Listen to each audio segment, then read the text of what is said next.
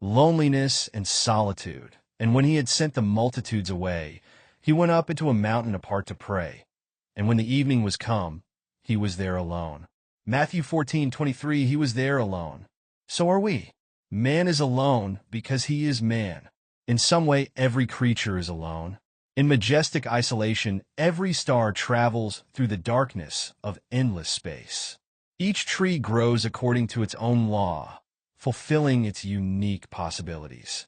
Animals live, fight, and die for themselves alone, confined to the limitations of their bodies. Certainly, they also appear as male and female, in families and in flocks. Some of them are gregarious, but all of them are alone. Being alive means being in a body separated from all other bodies. And being separated means being alone. This is true of every creature, and it is more true of man than of any other creature. He is not only alone, he also knows that he is alone. Aware of what he is, he asks the question of his aloneness. He asks why he is alone and how he can triumph over his being alone. For this aloneness he cannot endure. Neither can he escape it. It is his destiny to be alone and to be aware of it. Not even God can take this destiny away from him. In the story of paradise we read, "Then the Lord God said, 'It is not good that man should be alone.' And he created the woman from the body of Adam." Here an old myth is used to show that originally there was no bodily separation between man and woman. In the beginning they were one. Now they long to be one again. But although they recognize each other as flesh of their own flesh, each remains alone. They look at each other, and despite their longing for each other, they see their strangeness. In the story, God himself makes them aware of this fact when he speaks to each of them separately, when he makes each one responsible for his own guilt, when he listens to their excuses and mutual accusations, when he pronounces a separate curse over each, and leaves them to experience shame in the face of their nakedness. They are each alone. The creation of the woman has not overcome the situation which God describes as not good for man. He remains alone. And the creation of the woman, although it provides a helper for Adam, has only presented to the one human being who is alone another human being who is equally alone, and from their flesh all other. Men, each of whom will also stand alone. We ask, however, is this really so? Did not God accomplish something better? Isn't our aloneness largely removed in the encounter of the sexes? Certainly, it is during hours of communion and in moments of love. The ecstasy of love can absorb one's own self in its union with the other self, and separation seems to be overcome. But after these moments, the isolation of self from self is felt even more deeply than before, sometimes even to the point of mutual repulsion. We have given too much of ourselves, and now we long to take back what was given. Our desire to protect our aloneness is expressed in the feeling of shame. We feel ashamed when our intimate self, mental or bodily, is opened. We try to cover our nakedness, as did Adam and Eve when they became conscious of themselves. Thus, man and woman remain alone even in the most intimate union. They cannot penetrate each other's innermost center. And if this were not so, they could not be helpers to each other. They could not have human community. This is why God himself cannot liberate man from his aloneness. It is man's greatness that he is centered within himself, separated from his world. He is thus able to look at it. Only because he can look at it can he know and love and transform it. God, in creating him the ruler of the earth, had to separate him and thrust him into aloneness. Man is also therefore able to be spoken to by God and by man. He can ask questions and give answers and make decisions. He has the freedom for good or evil. Only he who has an impenetrable center in himself is free. Only he who is alone can claim to be a man. This is the greatness and this is the burden of man. Our language has wisely sensed these two sides of man's being alone. It has created the word loneliness to express the pain of being alone. And it has created the word solitude to express the glory of being alone. Although in daily life, we do not always distinguish these words, we should do so consistently and thus deepen our understanding of our human predicament. In the 25th Psalm we read, "Turn thou to me and be gracious, for I am lonely and afflicted." The psalmist feels the pain of loneliness. We do not know the character of his particular loneliness, but we know the many faces that loneliness can have. We have all experienced some of them. Most widespread is our loneliness after those who helped us to forget that we are alone have left us, either through separation or death. I refer not only to those nearest to us, but also to those human beings who give us the feeling of communion, groups with which we have worked, with which we have had social contact, with which we have had spiritual communication. For many people, such loneliness becomes a permanent state and a continuous source of profound melancholy. The sighing of innumerable lonely people, all around us and over the world, fills the ears that are opened by love. But let us also consider those among us who are surrounded by friends and neighbors, by co-workers and countrymen, who live in family groups and enjoy the communion of the sexes, everything that those others do not have. And let us ask, are they without the pain of loneliness? Is their aloneness covered up by the crowd in which they move? If we can number ourselves among these people, we might answer the question as follows. I never felt so lonely as in that particular hour when I was surrounded by people, but suddenly realized my ultimate isolation. I became silent and retired from the group in order to be alone with my loneliness. I wanted my external predicament to match my internal one. Let us not minimize such an experience by asserting that some people are simply not strong enough to obtain a significant place in the group, and that their withdrawal is nothing but an expression of weakness that may call for counseling or psychiatric help. Certainly, such people do exist in large numbers, and they need help.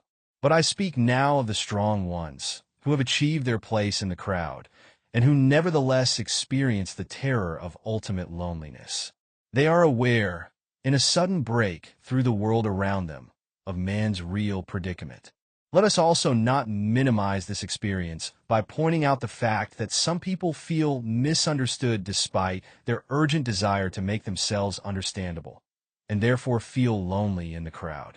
No one can deny that there are such people, and further, that they even demonstrate a certain truth for who is really understood, even by himself. The mystery of a person cannot be encompassed by a neat description of his character.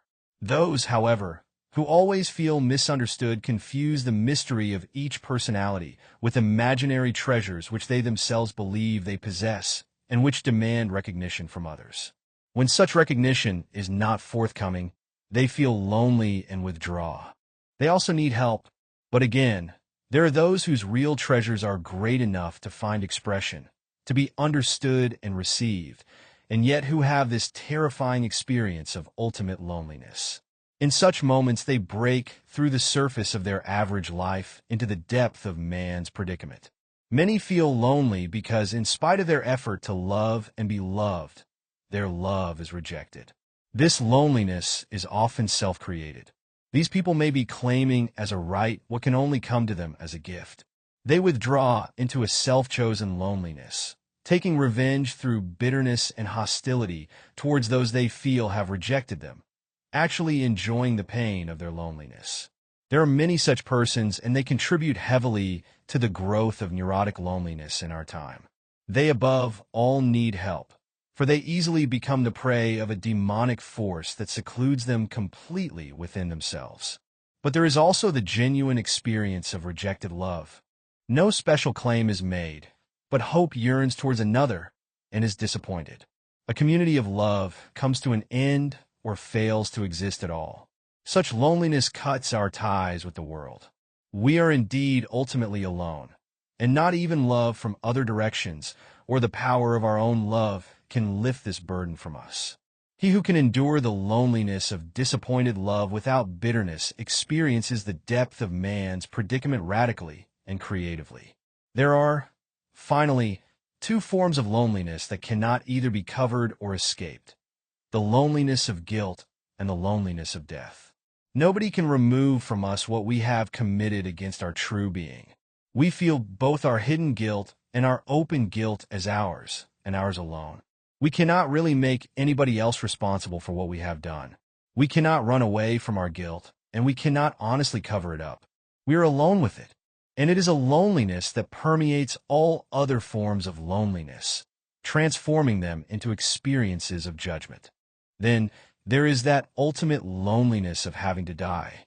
In the anticipation of our death, we remain alone. No communication with others can remove it, as no other's presence in the actual hour of our dying can conceal the fact that it is our death, and our death alone. In the hour of death, we are cut off from the whole universe and everything in it. We are deprived of all the things and beings that made us forget our being alone. Who can endure this loneliness? Loneliness can be conquered only by those who can bear solitude. We have a natural desire for solitude because we are men. We want to feel what we are, namely, alone, not in pain and horror, but with joy and courage. There are many ways in which solitude can be sought and experienced, and each way can be called religious, if it is true, as one philosopher said, that religion is what a man does with his solitariness. One of these ways is the desire towards the silence of nature. We can speak without voice to the trees and the clouds and the waves of the sea. Without words they respond through the rustling of leaves and the moving of clouds and the murmuring of the sea. This solitude we can have, but only for a brief time, for we realize that the voices of nature cannot ultimately answer the questions in our mind. Our solitude in nature can easily become loneliness, and so we return to the world of man. Solitude can also be found in the reading of poetry, in listening to music, in looking at pictures, and in sincere thoughtfulness. We are alone, perhaps in the midst of multitudes, but we are not lonely. Solitude protects us without isolating us. But life calls us back to its empty talk and the unavoidable demands of daily routine. It calls us back to its loneliness and the cover that it, in turn, spreads over our loneliness. Without a doubt, this last describes not only man's general predicament, but also, and emphatically, our time.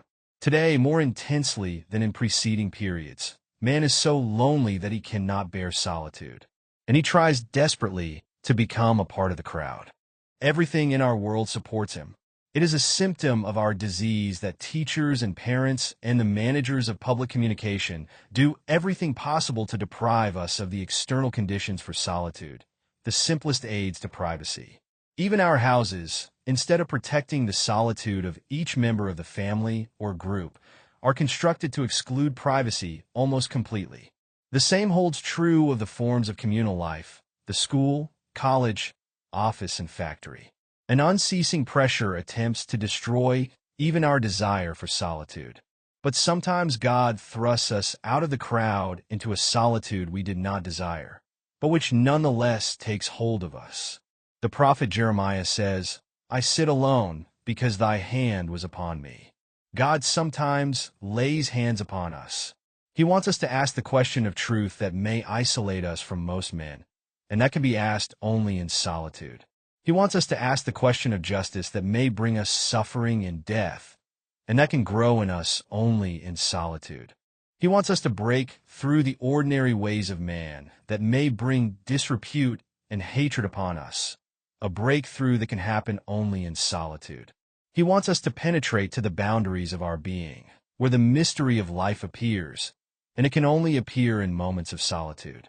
There may be some among you who long to become creative in some realm of life, but you cannot become or remain creative without solitude. 1 hour of conscious solitude will enrich your creativity far more than hours of trying to learn the creative process. What happens in our solitude? Listen to Mark's words about Jesus' solitude in the desert. And he was in the wilderness 40 days, tempted by Satan, and he was with the wild beasts, and the angels ministered to him. He is alone, facing the whole earth and sky, the wild beasts around him and within him. He himself the battlefield for divine and demonic forces. So, first, this is what happens in our solitude. We meet ourselves, not as ourselves, but as the battlefield for creation and destruction, for God and the demons. Solitude is not easy. Who can bear it? It was not easy even for Jesus. We read, he went up into the hills to pray. When evening came, he was there alone. When evening comes, loneliness becomes more lonely. We feel this when a day, or a period, or all the days of our life come to an end. Jesus went up to pray. Is this the way to transform loneliness into solitude and to bear solitude? It is not a simple question to answer. Most prayers do not have this much power. Most prayers make God a partner in a conversation. We use him to escape the only true way to solitude. Such prayers flow easily from the mouths of both ministers and laymen. But they are not born out of a solitary encounter of God with man. They are certainly not the kind of prayer for which Jesus went up into the hills. Better that we remain silent and allow our soul, that is always longing for solitude, to sigh without words to God. This we can do, even in a crowded day and a crowded room, even under the most difficult external conditions. This can give us moments of solitude that no one can take from us. In these moments of solitude, something is done to us. The center of our being, the innermost self that is the ground of our aloneness, is elevated to the divine center and taken into it. Therein can we rest without losing ourselves.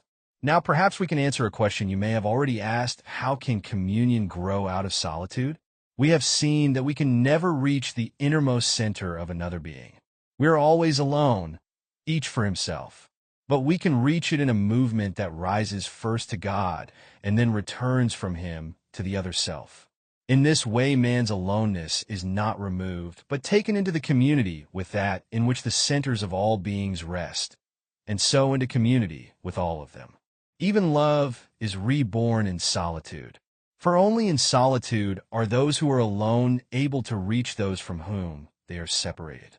Only the presence of the eternal can break through the walls that isolate the temporal from the temporal. 1 hour of solitude may bring us closer to those we love than many hours of communication. We can take them with us to the hills of eternity. And perhaps when we ask what is the innermost nature of solitude, we should answer the presence of the eternal upon the crowded roads of the temporal. It is the experience of being alone, but not lonely, in view of the eternal presence that shines through the face of the Christ, and that includes everybody and everything from which we are separated. In the poverty of solitude, all riches are present. Let us dare to have solitude, to face the eternal, to find others, to see ourselves.